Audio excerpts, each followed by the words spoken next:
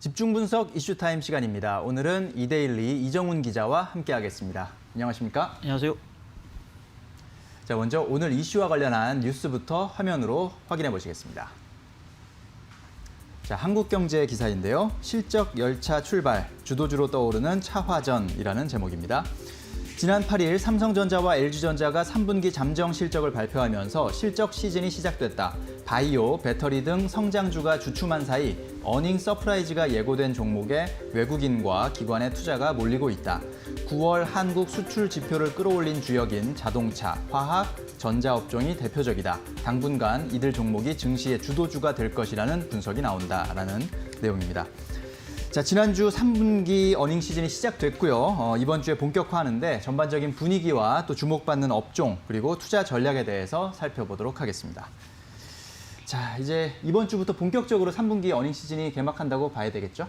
네, 그렇습니다. 지난 한글날 연휴가 끼었던 9일 전, 그러니까 8일에 삼성전자, LG전자가 잠정 실적 발표를 하지 않았습니까? 네. 그걸 시작으로 본격적인 어닝 시즌이 시작된다라는 건데요. 이번 주만 해도 조금 전에 소개해드렸던 서둘러 잠정 실적을 발표한 LG화학 실적 네. 발표뿐만이 아니고 오늘 이제 이마트, 신세계, 환인제약 이런 기업들이 실적 발표가 예정돼 있고요. 또 이번 주 후반인 16일에는 미래에셋 대우, 휴니드, 테크윙 이런 기업들이 실적 발표할 예정이고요. 특히 이제 다음 주는 굵직한 기업들이 실적 발표가 예정돼 있습니다. 포스코, LG디스플레이, 삼성바이오로직스, 네이버, 기업은행, NH투자증권 이런 큰 기업들의 실적 발표가 예정되면서 이제 바야흐로 3분기 어닝 시즌의 본 개막전이 시작됐다라고 말씀드리면 될 것 같습니다. 네, 그렇군요. 자, 이번 주, 다음 주 본격적인 3분기 어닝 시즌이 시작인데 사실 지난주에 삼성전자와 LG전자 모두 출발이 너무 좋았어요. 그런 상황에서 3분기 어닝 시즌 전반적인 분위기 어떨 것으로 지금 예상됩니까? 네, 말씀하신 대로 삼성전자, LG전자가 첫 테이프를 잘 끊었기 때문에 무난하게 조금 실적 장세로 갈 가능성이 있다라고 보여지는 상황입니다. 물론 이제 삼성전자, LG전자가 잠정 실적을 어닝 서프라이즈를 발표한 8일에 삼성전자 주가는 약보합을 기록했고요. LG전자 주가는 거의 3% 가까이 큰 폭으로 빠지면서 이게 실적 발표가 뉴스에 주식을 팔자라는 어떤 악재로 작용하는 거 아닌가라는 우려감들이 나오고 있는데요. 네. 단기적으로는 실적 발표가 차익 매물 실현에 영향을 줄 수 있겠지만 중장기적으로는 실적 장세의 신호탄이다라고 볼 수 있을 것 같습니다. 실제 두 기업들의 실적을 좀 분석해 보면요. 삼성전자 같은 경우는 3분기 매출액이 무려 66조 원을 기록했고요. 네. 영업이익이 시장 예상치에 훨씬 웃도는 12조 3천억을 기록하면서 시장 전망치를 18% 가까이 상회했거든요. 네. 그러면서 보면 굉장한 어닝 서프라이즈가 3분기에 나타났고 4분기에 대한 기대감이 그만큼 더 높아졌다라고 설명드리면 될 것 같습니다. LG전자 같은 경우는 모바일 부분이 여전히 좋지 않으면서 실적이 상대적으로 좀 부진하지 않겠냐라는 우려감이 있었거든요. 그런데 역시 뚜껑을 열어보니까 3분기 매출액이 16조 9천억이나 되고요. 네. 영업이익이 9,590억을 기록하면서 역시 영업이익이 시장 전망치를 13% 이상 상향 조정하는 그런 어떤 그 실적 전망을 보였습니다. 이렇게 삼성전자, LG전자가 첫 테이프 잘 끊으면서 3분기 전체적인 상장사들의 실적도 좋을 것이다라는 전망이 나오고 있는데요. 실제 이제 FN가이드 데이터를 찾아봤더니 국내 증권사 3곳 이상이 실적 전망치를 내놓는 국내 상장사들 한 270개 정도 되는데요. 이 상장사들의 실적 전망치를 열어보니까 영업이익이 38조 1,900억. 지금 지난해 같은 기간에 비해서 18% 정도 영업이익이 늘어날 것이다라는 전망치가 나오고 있는 상황이거든요. 이렇게 본다 그러면 지난 2018년 3분기 이후에 무려 8개 분기, 그러니까 거의 2년 만에 처음으로 전년 대비 영업이익이 증가세로 돌아설 것이다라는 전망이 나오고 있기 때문에 약간 꺾이기 시작했던 실적 모멘텀이 올 3분기를 바닥으로 해서 다시 위로 치고 올라가는 양상을 보일 가능성이 굉장히 높다라는 네. 점에서 이번 3분기가 향후 실적 개선의 터닝 포인트가 될 가능성이 높다라고 설명드리면 될 것 같습니다. 네, 그렇군요. 자, 삼성전자와 LG전자가 워낙 첫 테이프를 잘 끊어놔서 또 투자자들의 기대감도 한층 올라왔을 것 같긴 한데 하지만 삼성전자와 LG전자가 코스피 전체 상장사를 다 대표하진 않으니까요. 네, 대표적으로 둘은 일단 전자업종에 속하고 또 이제 대형주다 이렇게 볼 수가 있겠는데 그렇게 본다면 3분기 실적 시즌도 업종별로 좀 구분해서 볼 필요가 있을 것 같아요. 좀 실적 개선이 예상되는 업종을 꼽자면 어떤 업종을 좀 꼽을 수 있습니까? 네, 방금 설명 주셨던 대로 삼성전자, LG전자가 대표하는 업종군이 IT, 또 IT 하드웨어,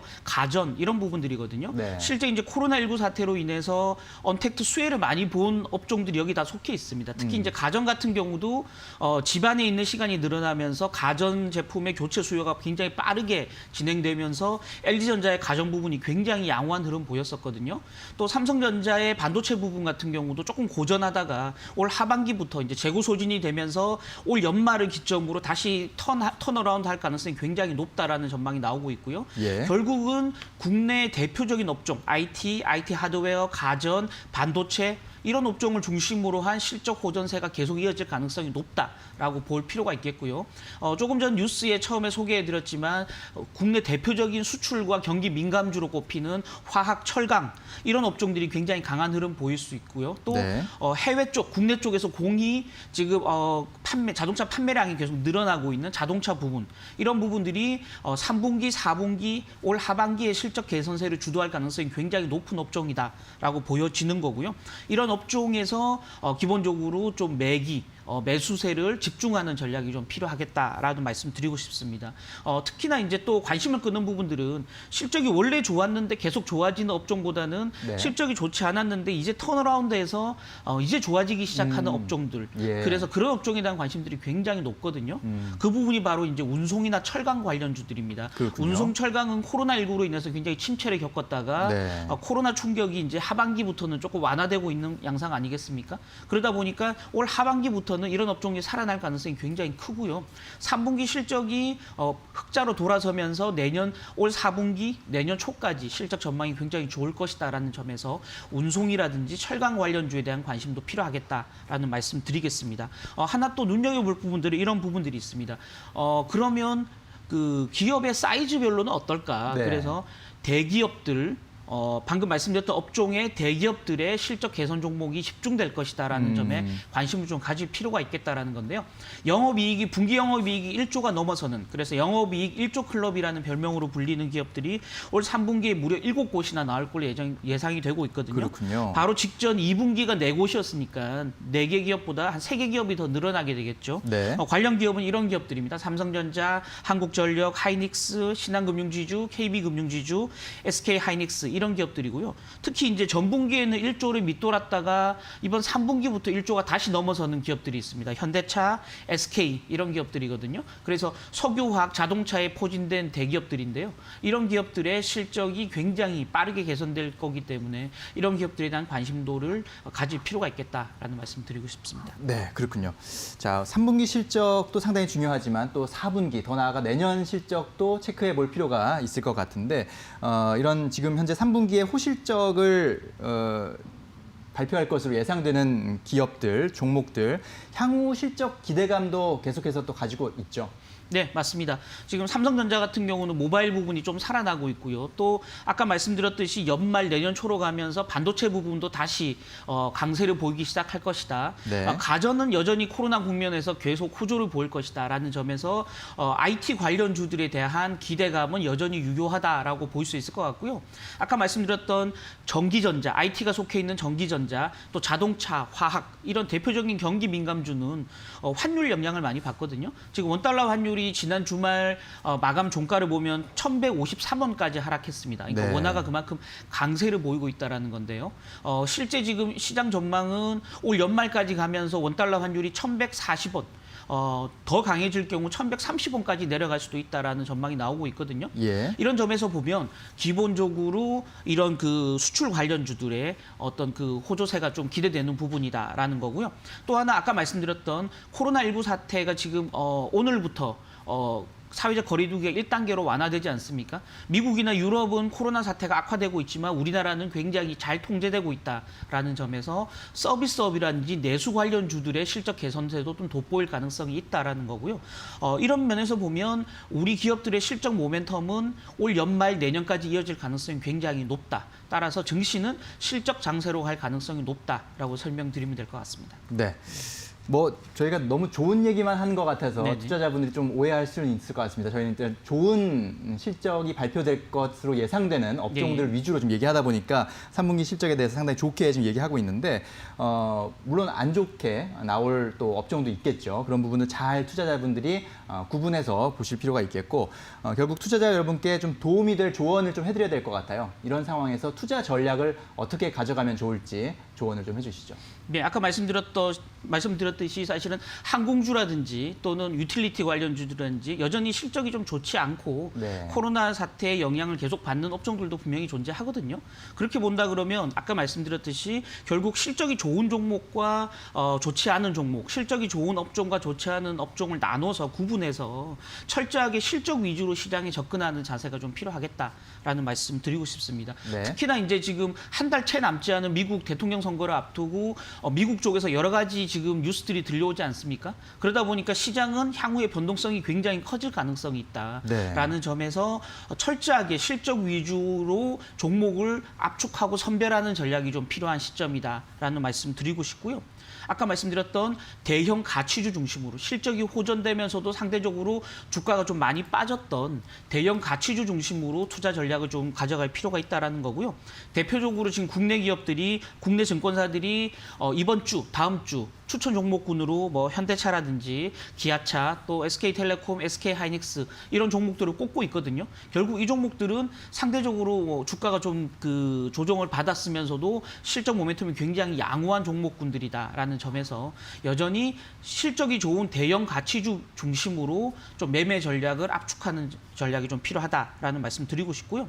다만 아까 말씀드렸던 코로나19로 좀 피해를 받았던 기업들 네. 이번 3분기 실적을 보면서 실적이 이제 바닥권에 오지 않았나라는 확신이 좀 생기는 종목들은 예. 과감하게 좀 저가 매수하는 전략도 필요하겠다라는 말씀 동시에 드리고 싶습니다. 근데 이제 그 코로나19 피해로 많이 그러니까 많이 가치가 낮아졌다라고 보여지지만 네. 역시나 실적이 살아나지 않는다면 투자자 입장에서 조금 그 두려움이 좀 있을 것 같은데 네, 그런 거에서 판단 좀 도움이 될 만한 조언이 있을까요? 예, 아까 말씀드렸지만 결국은 지금 그 코로나19로 인해서 충격을 받은 기업들은 네. 영업이익보다는 이 그 매출액에 좀 관심을 가지고 지켜볼 필요가 있겠다라는 거죠. 예. 결국은 매출은 외형이라는 건데요. 외형이라는 건 기본적으로 회사의 영업이 살아나고 있는지 여부를 확인하는 거고요. 네. 물론 이제 그 코로나19 국면에서 매출이 줄어들면서 영업이익이 좋아지는 기업도 있습니다. 그런 네. 기업들은 인건비를 줄인다든지 다른 비용을 줄여서 약간 허리띠를 졸라매서 흑자를 억지로 맞추고 있는 기업들이 많거든요. 그래서 그 코로나19로 피해를 입었던 업종 같은 경우는 영업이익보다는 매출의 중심으로 기업이 살아난지 여부를 확인할 필요가 있겠다라는 거고요. 네. 실제 이제 그런 기업들, 호텔신라라든지 대한항공이라든지 강원랜드 이런 기업들은 코로나19로 직접적인 타격을 입었던 회사들이거든요. 이런 기업들의 3분기 매출액이 어떨지를 살펴보시고요. 또 4분기 매출액 전망, 기업이 제시하는 매출액 전망을 살펴보시면서 이제 실적을 바닥을 찍었는지 여부를 확인하고 매수하는 전략이 좀 필요하겠다라는 말씀 끝으로 드리고 싶습니다. 네, 그렇군요. 자, 실적 그 숫자 자체도 물론 아주 중요합니다만 그 숫자 안에 담겨 있는 어떤 그림들 그런 것까지 잘 눈여겨 보시는 것이 중요하다는 생각이 들었습니다. 오늘 말씀 잘 들었습니다. 감사합니다.